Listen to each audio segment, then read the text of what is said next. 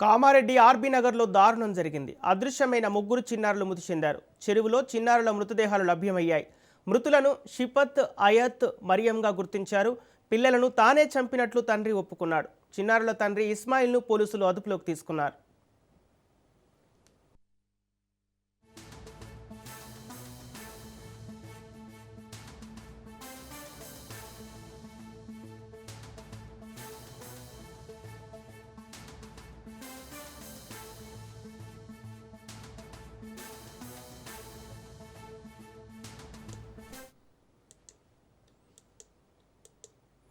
Kamareddy RB నగర్లో దారుణం జరిగింది. అదృశ్యమైన ముగ్గురు చిన్నారులు మృతి చెందారు. చెరువులో చిన్నారుల మృతదేహాలు లభ్యమయ్యాయి.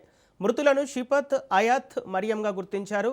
పిల్లలను తానే చంపినట్టు తండ్రి ఒప్పుకున్నాడు. చిన్నారుల తండ్రి ఇస్మాయిల్ను పోలీసులు అదుపులోకి తీసుకున్నారు.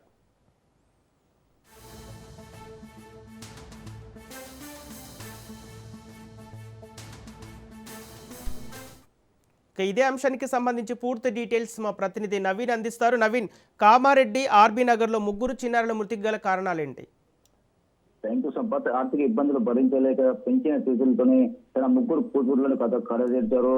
కన్న తండ్రి అయితే సంఘటన కామారెడ్డి జిల్లా ఆర్పీ నగర్ కు ఎల్లో చోటు చేసింది. కామారెడ్డి నగరం సంబంధించి ఆర్పీ నగర్ చెందినటువంటి ఇస్మాయిల్ అలాగే షబీనా దంపతులకు ముగ్గురు కూతుర్లు ఉన్నారు. ఒకటి 8 సంవత్సరాల షిపత్, అలాగే 7 సంవత్సరాల అయ్యత్ మరియు 5 సంవత్సరాల మరియం అనే ముగ్గురు కూతుర్లు ఉన్నారు. ఇస్మాయిల్ ఆటో నడుపుతూ ఉండగా షబీనా కూలి పనులు చేసుకుంటూ ఉంటుంది. అయితే పిల్లలు చదివించుకుంటూ ఉంటున్నారు. అయితే ఇటీవల ఇస్మాయిల్ ఆర్థిక ఇబ్బందులు ఎదుర్కొంటున్నాడు. అయితే 5 లక్షలు అప్పు చేయడం, అప్పు ఉంది. అయితే ఒకవైపు ఆర్థిక ఇబ్బందులు, మరోవైపు డబ్బు ఇవ్వాలంటూ కూడా అప్పులు ఇచ్చిన ఒత్తిళ్ల మేరకు మరోవైపు పిల్లల్ని పెంచడం భారంగా మారింది. ఈ క్రమంలో ఇస్మాయిల్ దారుణానికి ఒడిగట్టాడు. తన పిల్లల్ని పెంచలేక స్థానిక చెరువులో తోసేశాడు. ప్రాణాలు పోయే వరకు అక్కడే ఉన్నాడు. అయితే నిన్న శనివారం ఉదయం తల్లి ఇటు కూలి పని నిమిషం బయటకు వెళ్ళింది. అనంతరం తన ముగ్గురు పిల్లల్ని బయటకు వెళ్లి దోశ తినిపిస్తానని చెప్పి తన ఆటోలో తీసుకెళ్లాడు. అయితే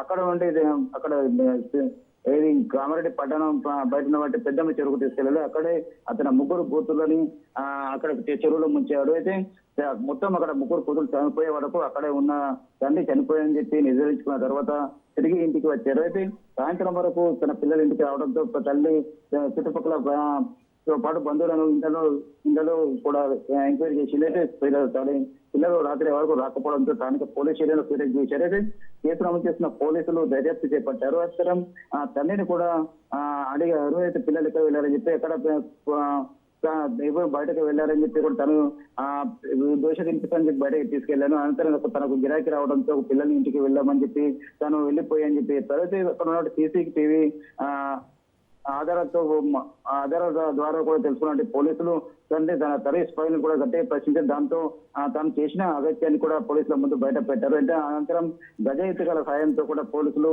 ఆ పెద్దమ్మ చెరువులో వెతకగా ముగ్గురు విగ్రహజీవులుగా బయటకు వెళ్ళే పరిస్థితి మాత్రం కనిపిస్తుంది. అయితే దీంతో అక్కడ ఉన్నట్టు ఇస్మాయిల్ ను కూడా పోలీసులు అదుపులో చేసుకున్న పరిస్థితి మాత్రం కనిపిస్తుంది. దీంతో ఆ ముగ్గురు పిల్లలు ఒక్కసారి ఒక్కొక్క కుటుంబం చెందిన ముగ్గురు పిల్లలు చనిపోవడంతో కూడా కామారెడ్డి పట్టణంలో విషాద ఛాయలు అందుకున్నాయి. మరోవైపు కామారెడ్డి జిల్లా కేంద్రంలో గోసంగి కళకు చెందిన 2 పిల్లలు అదృశ్య కావడంతో మరోవైపు మొత్తం ముగ్గురు పిల్లలు కూడా మిస్ అయినట్టు కూడా కేసు నమోదు చేసుకున్నారు. దీంతో సింహాద్రి 10 సంవత్సరాల సింహాద్రి అలాగే 9 సంవత్సరాల విజయ్ అనే 2 పిల్లలు కూడా శుక్రవారం సాయంత్రం ఆడుకుంటామని చెప్పి బయటకు వెళ్ళారు. తిరిగి రాకపోవడంతో కూడా బంధువులు పోలీస్ స్టేషన్ లో ఫిర్యాదు చేశారు.